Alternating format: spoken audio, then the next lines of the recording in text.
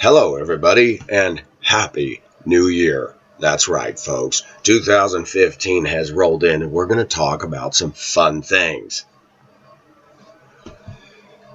I wanted to start off with something that before I left for my date last night, which, by the way, went very well. Yes, a white woman. She was as pretty as her picture.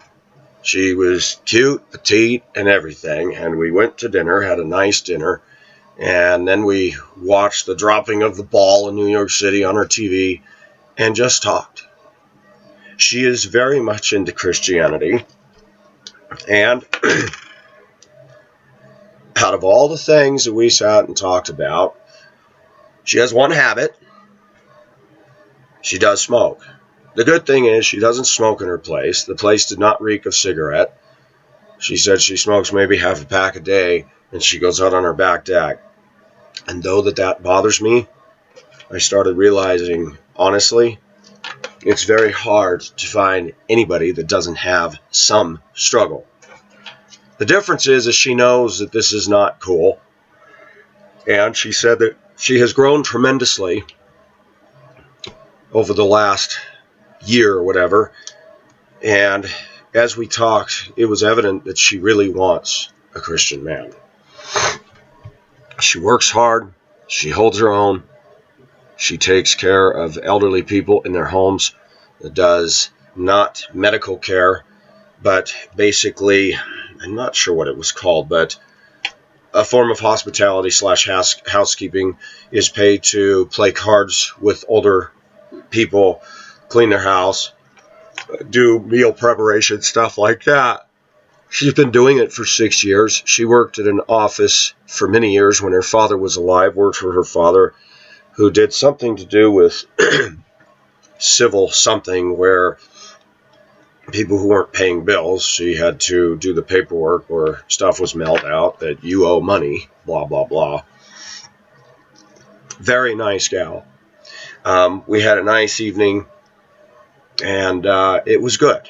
So, that being said, we will see what happens. We will see what happens. What I wanted to say is before I left for the date last night, it was very interesting. I decided to type in the address to the place that I had remodeled myself with the help of a friend and contractors. Excuse me.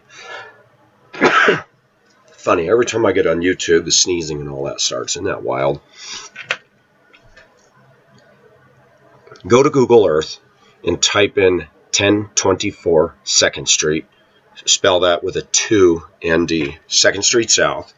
1024 2nd Street South, Virginia, Minnesota.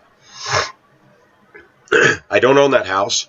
I do not live there. And nobody I know owns that house. That house was sold some years ago. But I wanted my viewers to look at the house. And I have a reason for showing you this. Google Earth it, or Google Maps it. Type it in, click on the photo of the house, and you get a dead view of it. Now, I want to say something. I want you to see my choice, my palette. I want you to look at the houses on the left and the right. That house was a light blue, and it was in dire shape. Structurally good, but the siding was bad, the windows was bad, the roof was bad. There was a rotting Chevy in the driveway. They rotted for so long that pieces of metal and rust were just falling onto the ground. The lawn was shaggy, overgrown. It overgrew at least 2 feet out onto the sidewalk. I put in all the railroad ties, and I want you to notice in the front of the house there was not one tree on the property. I put the arborvitae bush on the left, just as you come out the front door. And I planted, no kidding, I planted in 2007, in the summer of 2007, I planted a 2.5 foot high Colorado spruce that you will see there. I want you to look at how tall it is. I want you to look at the color of the siding. I want you to look out the bump out front window. It also had a bump out side window to the left of the front door. And a couple things. First of all, when I saw it, I haven't looked at that in years. I looked, and the first thing that struck me is, oh my gosh, that tree is flourishing. That tree is over 8 feet tall. Mind you, I'm not a true gardener in the gardening sense, and planting evergreens is very tough. I dug the hole in the almost center of the lawn. The lawn was in rough shape. Had a guy come over and spray it 3 times a year with fertilizers and sprays to kill the bugs and dandelions and all that. And the lawn started coming back. Those are Anderson windows in the front. That's a French outswing glass door. That house has a gas fireplace. Well, it looks like a wood stove. Gas wood stove, complete with glass door and stone hearth that my friend had built.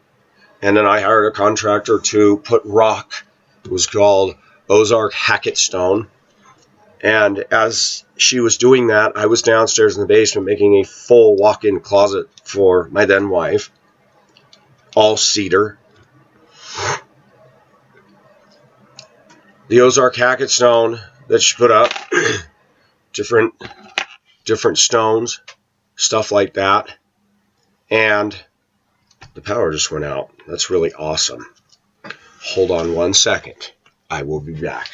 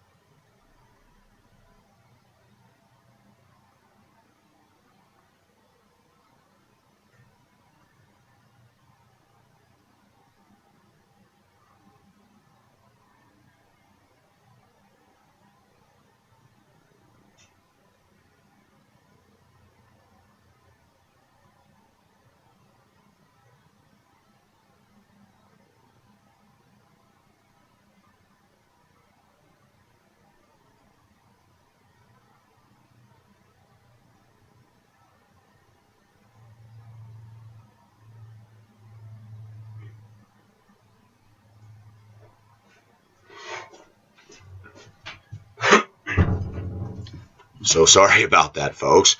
Too many things running on the electrical. It's very cold. There's a heater back here that I have to turn off, and this little heater is running, and it drew too much and flipped a 15 amp breaker. Isn't that fun? Okay. So that's why that did that.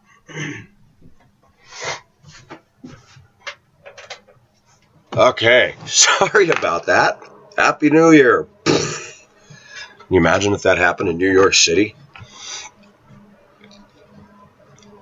So I came upstairs as this Christian woman and her assistant were working on this. They had laid out in the living room.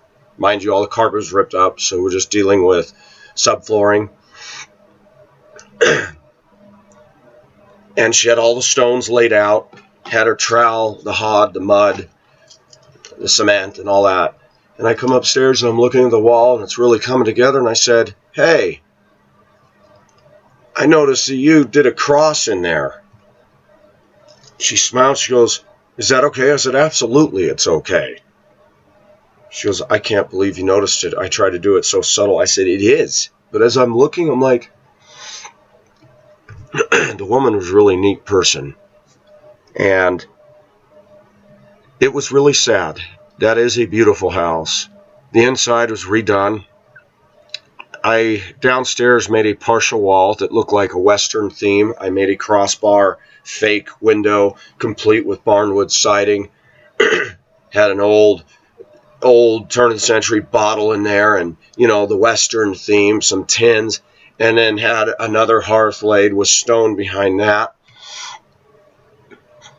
and had a wood stove put in. It was much bigger because I argued, if the power ever goes out in this house, and we get one of those Arctic winters, which they get up there, we have no heat because the boiler will not run because there's just the pump. And if the pump quits working, the boiler shuts down. Putting the wood stove in the basement, all the pipes are under there, and I thought, this thing can run, even if we don't have the fan running on or the blower running on it, that it will be enough to keep this house warm where, one, we can survive, and the pipes won't freeze and burst. The house is cute. It's sold immediately. But something struck me before I went on the date last night. Pacific does tend to be a worrier. Don't kid yourself. I'm high energy, and with high energy, there's good and there's bad. Pacific tends to worry. Pacific tends to fear the worst when situations happen. But something struck me about that Colorado spruce. It's flourishing. It's growing. It's survived. It survived my divorce. It's still growing, and it looks good. That house, the property was bald. If you look to the house to the right and you look to the house to the left, they're not good looking. The siding is boring. Nothing's been done to the house next door. All those houses were built in the 1950s, and they look like they're stuck in the 1950s. When I had one of the contractors up there, and they did a very good job, I was talking to the guy, and he had his catalog, and we were looking at siding choices. And you could do vinyl.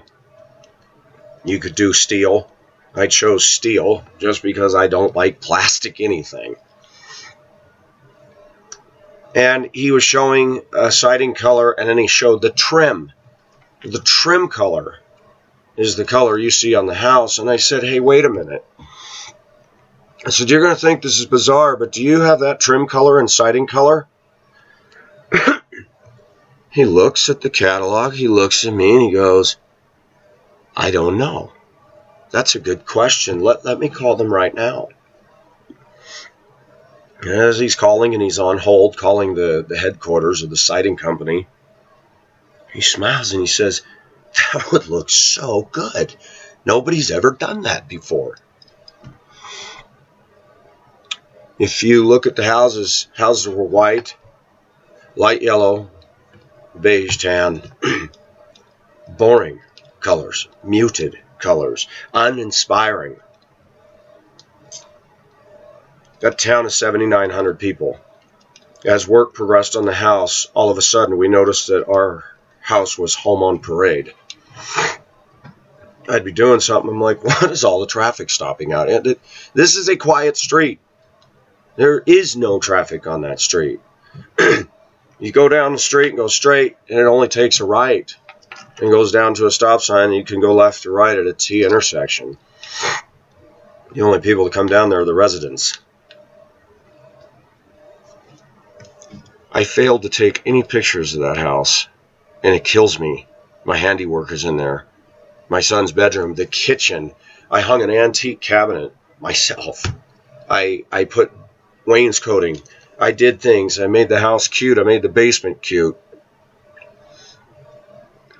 And I was so happy. But you can have a house, and you can remodel a house, but you cannot buy a home. But the tree to me was kind of cool. It was a touchstone moment that the tree's flourishing and doing well. And I thought, and you're still living, Pacific. You're still growing. You're still rooted. That the storms and the winds and the junk you've been through hasn't knocked you over and turned your needles brown. You're still growing. So check that out, viewers. You might be interested. I personally think the house is good looking. And the neighbor said, you went from the worst looking house on the block to now the best looking house on the block, and you're making us look bad. And that was said with some smiling. The boss of the owner of the contracting company that we use, the construction company, when the guy that I had hired to do the job, the boss, he told his boss, he says, you wouldn't believe what siding this guy ordered.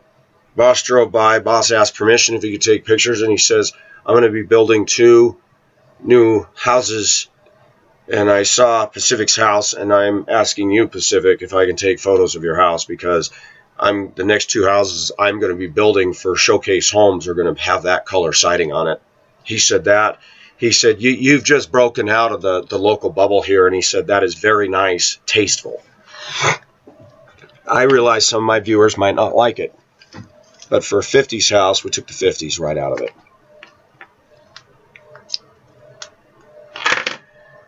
So I wanted to give you something, something to think about. It's 2015. The analysts, the pundits, everybody will sit and pontificate about the economy, finances, the political spectrum. But how about if I give my viewers something that is guaranteed? It's not going to be positive. But let me give you something that's guaranteed, because this is a manuscript for all times. This is truth. And because it's truth, this is an accurate forecast of what we can look forward to in 2015 or any year. 2 Timothy chapter 3, beginning with verse 1. But realize this, that in the last days difficult times will come, for men will be lovers of self, lovers of money, boastful, arrogant, revilers, disobedient to parents, ungrateful, unholy, unloving, irreconcilable, malicious gossips, without self-control, brutal, haters of good, treacherous, reckless, conceited, lovers of pleasure rather than lovers of God, holding a form of godliness, although they have denied its power, and avoid such men as these. And I could go on. You want an accurate forecast of 2015? I mean, we'll continue to get selfish, lovers of themselves, treacherous, rash, haters of those that are good.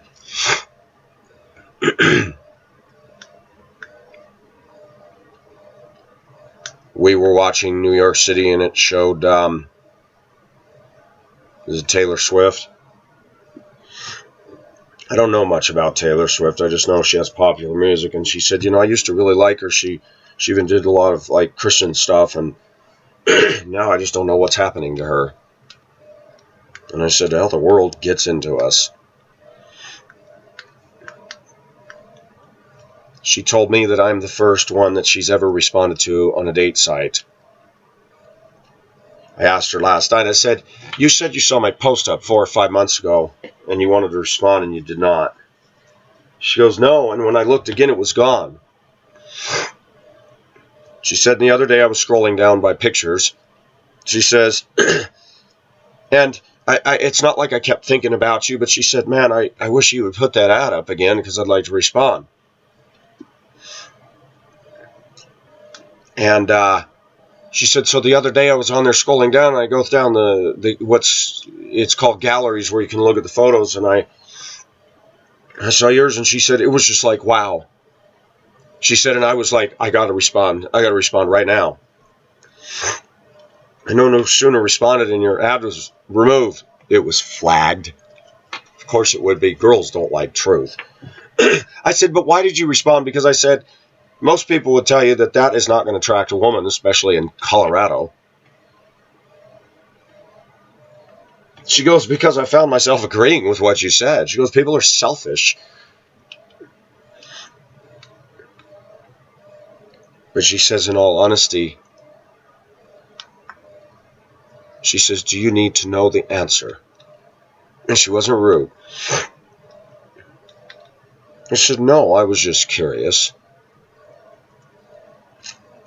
And as we talked through the evening,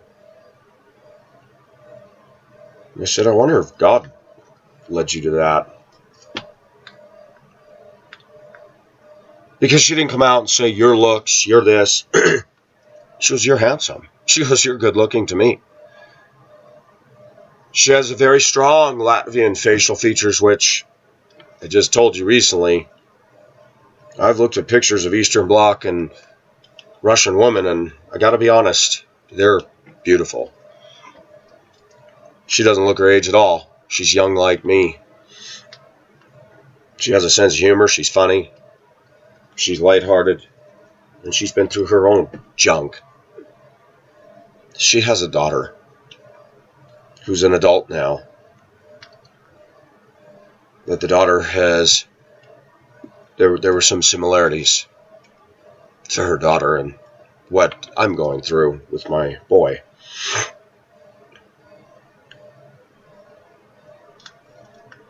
As we sat down and talked about things, and I saw that she definitely has a Christian commitment.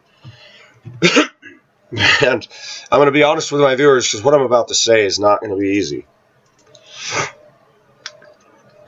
I did see a Joyce Meyer book on the coffee table, and I was like, oh gosh, please tell me she doesn't read that. And then she made some comment about Joel Osteen that was favorable.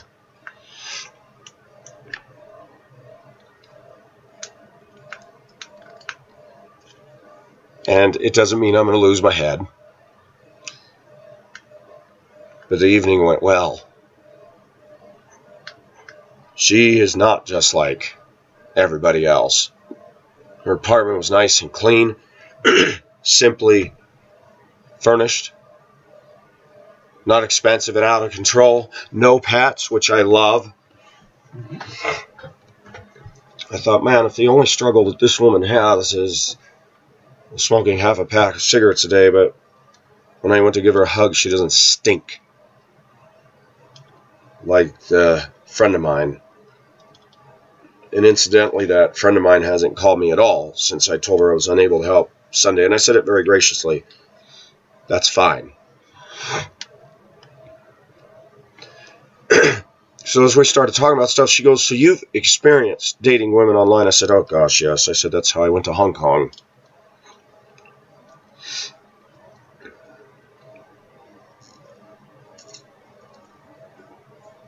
She goes, why are you so shocked I responded?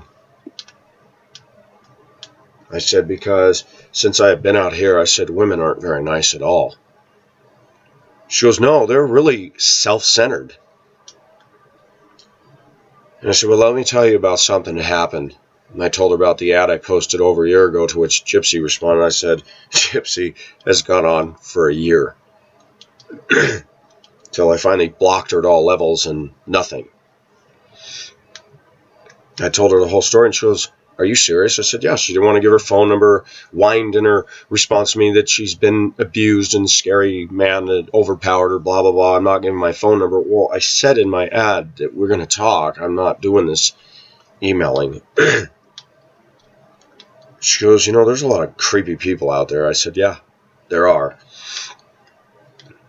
I said her interaction with me went on for quite a while.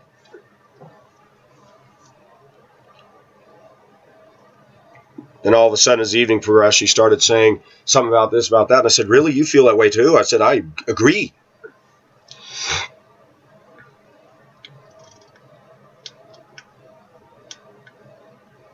She doesn't appear to be a gold digger. She's had a good heart, and people taking advantage of it. It was nice to end 2014 on a good date, and we did bring in the new year, and I left at about 12:30, went home, went to bed. And she has a day off, and we may get together today and hang out or do something. So dang cold out there. But I was happy. It taught me that there are still other people that are God's people, that they're growing too. And I wanted my viewers to know this because I want us to be careful that we're not so picky. Because in spite of everything I say on my channel, she said things. And it dawns on me that, you know, if we're really honest about a couple, if a couple's going to be involved, oh yes, you want compatibility. But you want somebody who's going to challenge you in areas you're weak. And that woman will need somebody who will challenge her in areas she's weak. Because you know what? If we're trying to find Miss Perfect or Mr. Perfect, we're not going to do that. But I found so much positive, good stuff that I thought, you know what? She deals with that, I deal with this. So, one day at a time. The way her work schedule is and the way mine is, it's not like I'm going to be able to go over there every night. I don't work nights and I go home. So we'll see. The good news is we both smiled and said, well, I guess we'll just see what God does. And she says, that's right. She said, I really want God to be in a relationship this time. And I said, so you basically, God must have poked you when you saw my ad 5 months ago, but it wasn't time yet. And then when you saw it again, she goes, I'm telling you, I haven't looked at all. She said, I looked that day and I see that. I'm just like, oh, wow. I've got to respond right now. She goes, yes.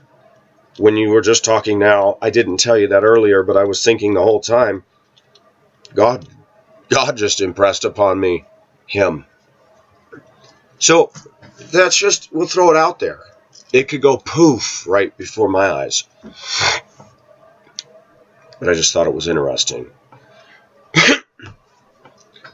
What will happen this year? Nobody knows. But the Bible talks about a deterioration and an acceleration, a deterioration of godliness, an acceleration of evil.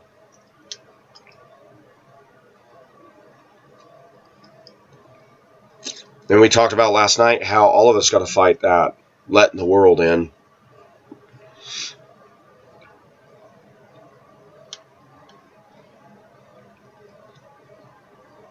And we all got to do that.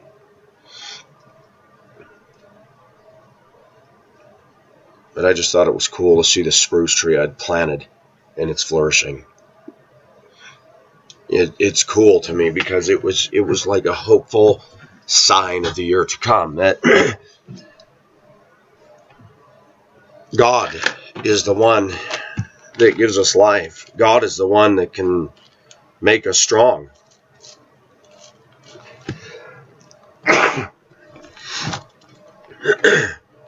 Psalm 1 says, how blessed is the man who does not walk in the counsel of the wicked, nor stand in the path of sinners, nor sit in the seat of scoffers. But his delight is in the law of the Lord, and in his law he meditates day and night. He will be like a tree firmly planted by streams of water, which yields its fruit in its season, and its leaf does not wither. And in whatever he does, he prospers. The wicked are not so, but they are like chaff, which the wind drives away. Therefore the wicked will not stand in the judgment, nor sinners in the assembly of the righteous. For the Lord knows the way of the righteous, but the way of the wicked will perish. Let us be like a tree firmly planted by the waters, and we will grow. And I realized now, last night, she is not perfect. Personality-wise, we'd look at each other and start smiling, and she goes, what are you laughing at? I said, I'm not laughing, I'm just smiling, you're just really cool. And she goes, I know, so are you. She goes, we're like two kids. I said, that's a good thing. When we're together, we feel youthful. I said, that's a good thing. You want to talk about nervous? I found myself nervous. She was nervous. She goes, oh my gosh, I'm so nervous. I said, why? Well, you know, first date, and you're a nice guy, and, you know, I said, forget about putting our best foot forward. We're going around trying to get to the restaurant. I'm thinking of the restaurant. I didn't know there was one right by her place. So I come up the avenue. I'm getting the left turn lane. She goes, we're going there, right? I look. I'm like, oh my gosh, I forgot there was one out here. I haven't been out in this direction for a long time. I said, I was going to the one way south. We laughed. I made a left turn, and then I went up a ways. There's a median in the way, and I finally get around to go turn in the parking lot, wait forever for the traffic to stop, Yui in the parking lot, come back the other way. I thought, oh, I probably can't get over there, huh? Because there's a median down there. So I turn up the avenue. We go around the block.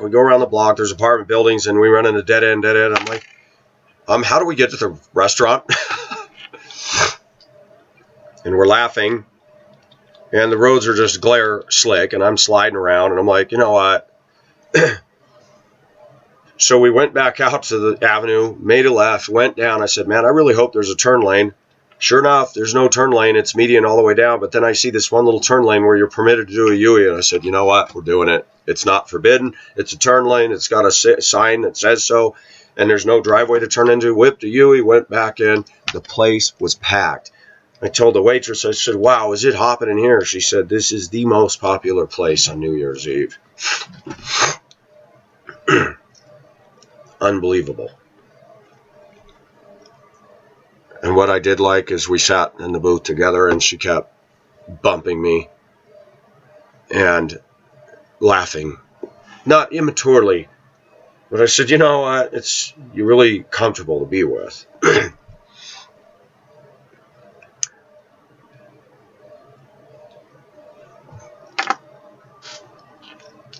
But it made me realize last night, and I did say to her last evening, I said, you know, it just doesn't work with people who aren't Christians. It just doesn't work. She was going to the bathroom, and she started to go in, and she poked her head out the door, and she goes, yeah, I had to learn that the hard way. She doesn't like talking about the past. What a switch from white women. They want to dredge up everything. She talks about it. She catches herself. She goes, but I don't want to bring this up because we're living in the now. I said, you are different. She goes, that's why I responded, because I saw everything you were writing. And she goes, I see everything you're saying about society and women out there. And she goes, and I wanted to communicate to you, I am not like that. And I got to be honest, I didn't see anything similar to the junk that I hate. My viewers may say, but you don't like the smoking. No, I don't.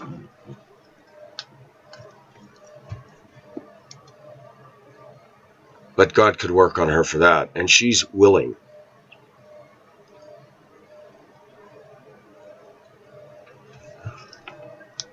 So what's in store for New Year's? I have no idea.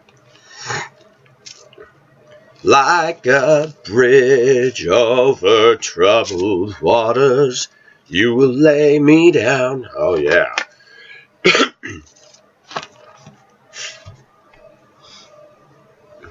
As I told one of my viewers, I said,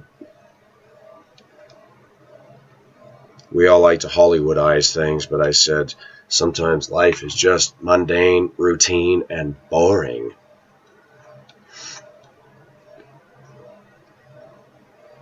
And sometimes there's little vistas of excitement.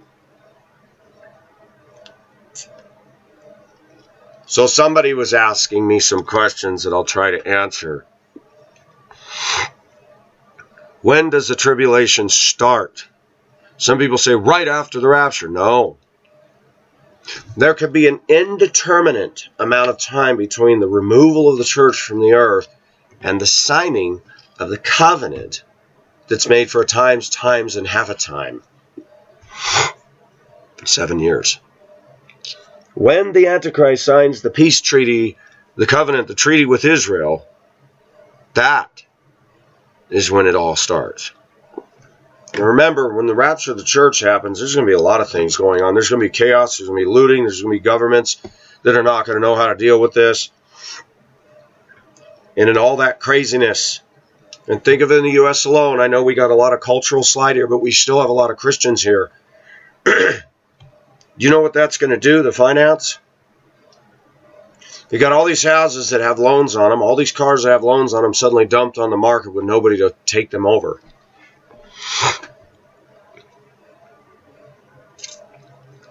If there's 50 million Christians in the United States, which there may well be, that's a huge loss of jobs. Jobs vacated, bank accounts, debts, properties suddenly left in limbo. Don't think that the rapture's going to happen. This man's going to stand up that 24 hours and go, have no fear, I'm here. No. But the conditions will be set. People will be freaking out. The pundits will have their so-called explanations, just like evolutionists have their so-called explanations of why God doesn't exist. UFOs took them.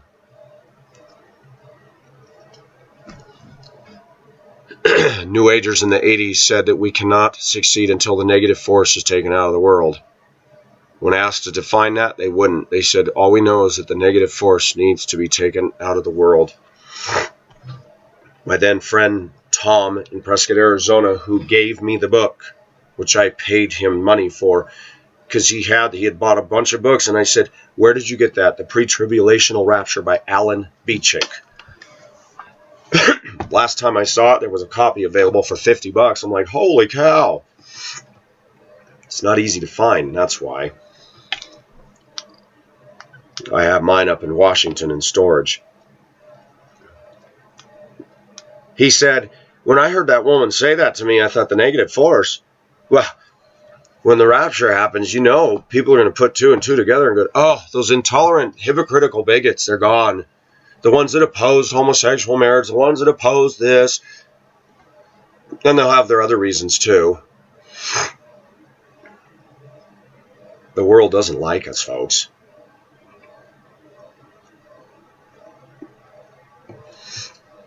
If you try to live for Christ, you know what's going to happen. You can expect persecution this year.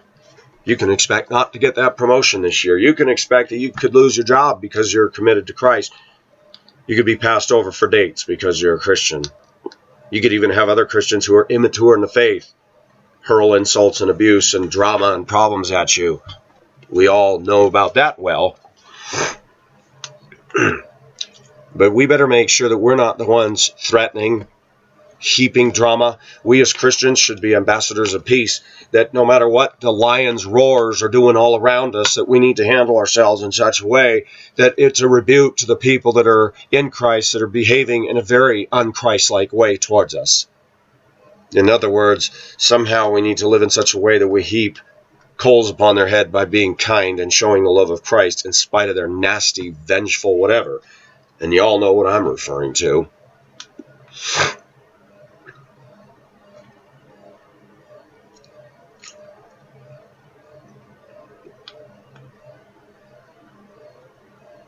Is this the end of Pacific Ocean Asia? No.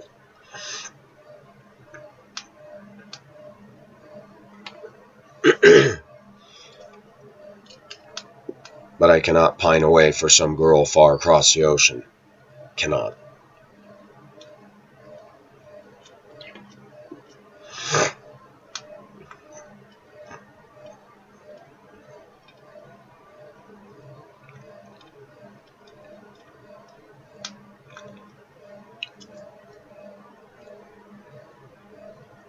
We really put a lot on the end of one year and the beginning of a new.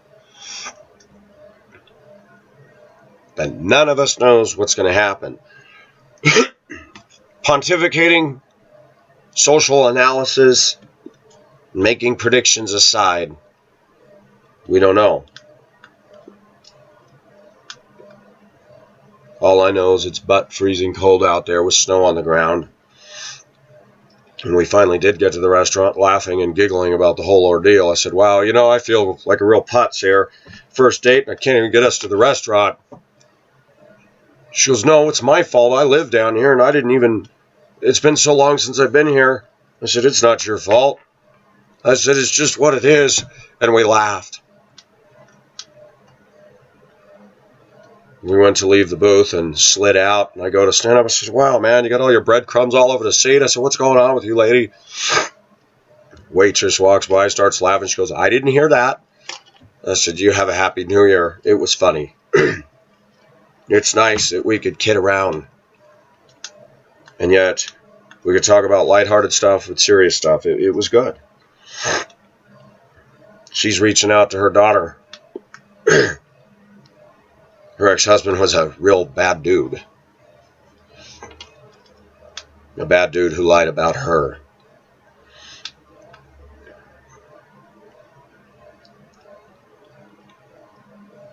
And that affected the relationship they had. The dad has nothing to do with the daughter now. And mother at least has established a line of communication where daughter with her own baby comes over. And she says, at least she's back in my life.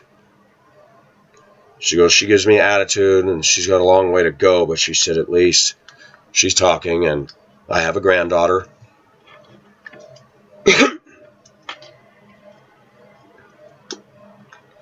I hate to say it, folks. That Colorado spruce tree that's growing in that front yard at 1024 2nd Street South, Virginia, Minnesota, that's harsh winters up there. That tree was made for it. People have asked me, have you gotten over your yellow fever? I said, yeah, I actually have. That little by little I swung back and said, man, there's some really good looking white girls out there and they're not all acting like the junk I'm talking about.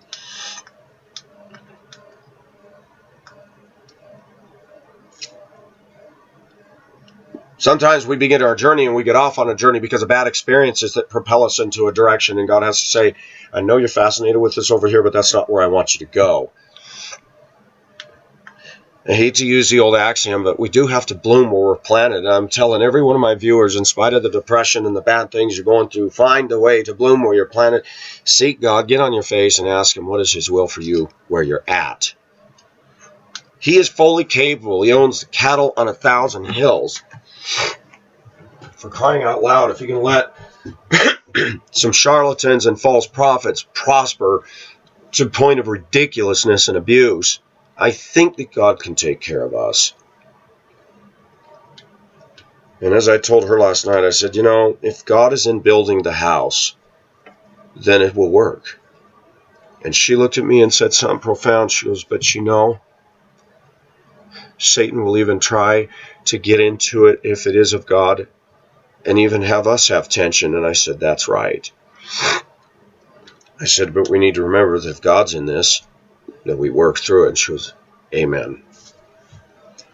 I'm willing to deal with a struggle with a vice. She's not into drugs. Thank God. Never was. So the message I proclaim to my viewers today is, yes, sometimes it appears Pacific Ocean Asia is a man cave, and it is. And as I typed to one viewer last night, I said, women are allowed in this man cave as long as they behave themselves. Because we as Christian men are not going to sit here and say, you know, golf, gentlemen only, ladies forbidden. Women need to hear what we have to say too. I often think it'd be fun if I was filthy rich to have a big fireside chat room where all my viewers, we just sit in with a big roaring fire and talk about stuff. And we all actually get along with each other. I know, visions of utopia. Why do I do this in black and white? Because it was reminiscent of the old news broadcast. Good evening, everybody. This is Walter Concrete. We used to call him Walter Concrete. I remember one time they showed TV bloopers and they showed a newscaster. You know, they're taught. They got to face that camera and be in control. And the newscaster's talking.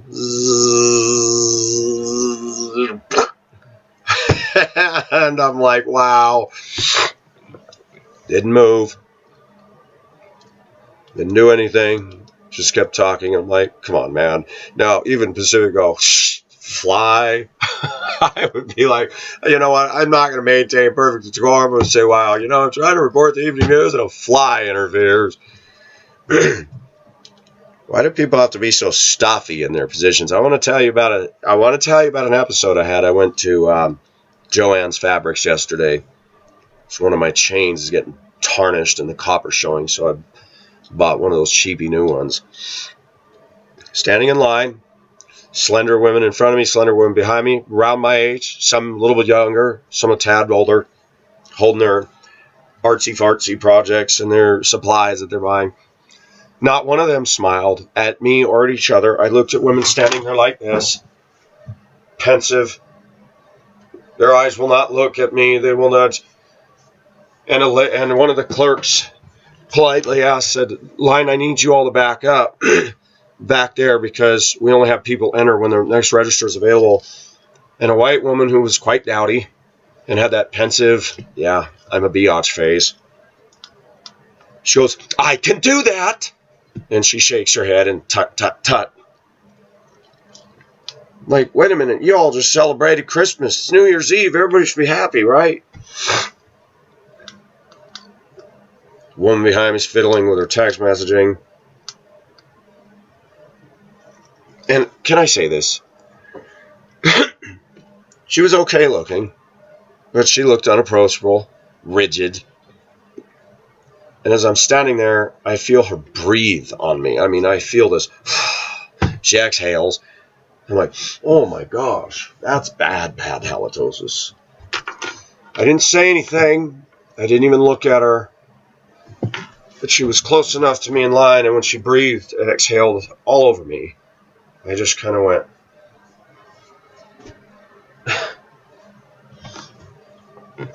I thought, my gosh, I'm uncomfortable in that culture.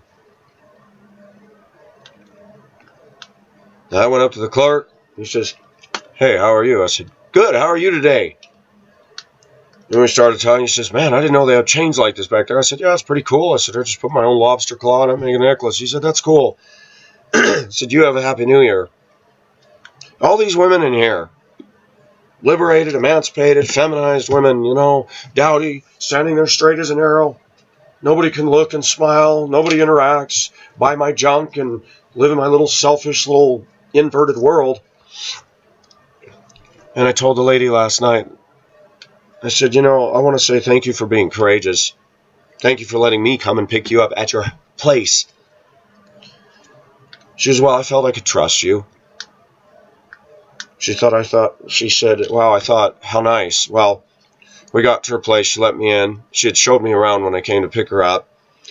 We came in and she opened the fridge to put the leftovers away from the dinner. She goes, "Oh my gosh." And water was leaking out of the fridge has a defrost problem, and the water was dripping down onto the food. I said, "Here, let me help." And I helped her pull everything out, dried it off, sopped up all the water, put 2 cups underneath the 2 little vent holes under the freezer above. She told me later on in the evening, she goes, "You know what? I've dated a few men in my life." And she goes, "Whenever I've had to do something, never do they come and help. Never." She goes, "I was so touched that you just jumped right in." I said, "Why were you touched by that?" I said, "That's normal behavior." She goes, "Because it's a first date and you don't need to be cleaning out my fridge." I said, "You had a problem." I think this woman's got the character and the structure. Here's something I want to say to my viewers.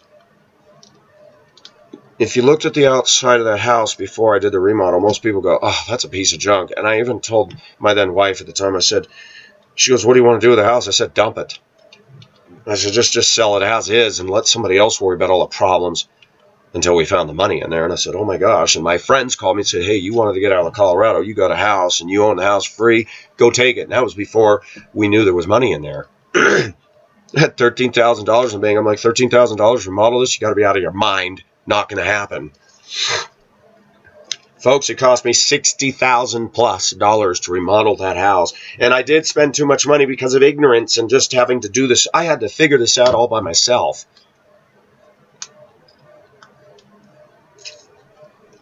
The house was valued at $52K when we took it over. Nobody in town would insure that house. I went to insurance agent down in downtown. "Nope, not going to do it." I said, "I got to get insurance on it. I'm starting a remodel." Insurance agent after insurance agent said, "We're not insuring it, Pacific. Too many people inherit a house, come from out of town. They get insurance on it, and then they set the thing on fire so they can cash it in because it won't sell." I said, "You're kidding." "Nope, this is very common up here." Finally, through the bank I was involved in up there, I got a woman to insure the place. She came out and looked at it. She saw that we'd ripped everything out, had the roll-off dumpster out front. I said, look, there's the roofing materials. We're not playing around here. She goes, I'll insure you. She goes, I believe you. But yes, we've had a big problem. Nobody wants to insure these old houses that are left in such disrepair. That is not an analogy. Excuse me. I'm not using that as an analogy saying this girl that I met is in disrepair. No, no, no. But when you look at a house, people said, do you really see a future in that house? I said, it's structurally sound. This woman is structurally sound. I catch that. And she's not bad looking at all. That is not the biggest motivator, but it sure helps. But when she's talking about Christian things, I'm like, whoa, there is some depth to this woman. This is a wow, I did not expect. And she says, you know, I like your vocabulary. You use words. She goes, I'm afraid since I've been around senior citizens, I've kind of dumbed down. I said, no, you haven't. You're doing what you're supposed to do. And she said, I like your mind. Deep. She leans at me and she goes, are you hyper? I said, oh my gosh, is that going to scare you off? No, no. She goes, I'm generally really quiet. And I said, I know that scares me. I hope you can handle me. She laughed. She goes, I hope I can handle you too. I said, do I scare you? She goes, no, I'm just not used to this. I said, can I give you a suggestion? I said, I'm not like any guy you've been with based on what you've told me. So I said, stop looking at things through that lens. Just let this go like water down the gorge that it flows in and see what happens. She goes, no, you're okay. You're fine. Everything's fine. I'm not used to the differences. You holding the door open for me, you doing this, you helping me. She goes, that really touched me. That was sweet. She goes, you did not have to do that. I said, you had a problem. What am I going to stand there? So there's some good things. So viewers will ask me, how do you get a date? You need to try. You put yourself out there, and my post proves something. Number one, if God is in your life, he can make things happen. But one thing that we've been taught as a society is to be fake and plastic. When I put my Craigslist ad, there was nothing fake and plastic about that. It was satire, but it was truth. It was like, you know what? I hear all these women complaining about us. But what do we get in the deal? Liabilities. Somebody's calling me. Should wrap up this video. Viewers, step out with God and see what he does. For you guys that want a date, say, God, you know I'm lonely and I'd like to meet somebody. Could you please ask him to open the door and lead you?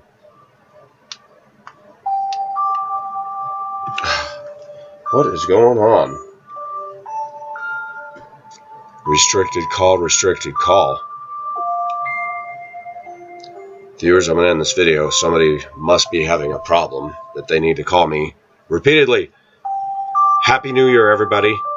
And let's look forward and let's ask God to direct us and lead us. And hopefully we grow some more. And let's see what happens. This is Pacific signing off. Bye-bye.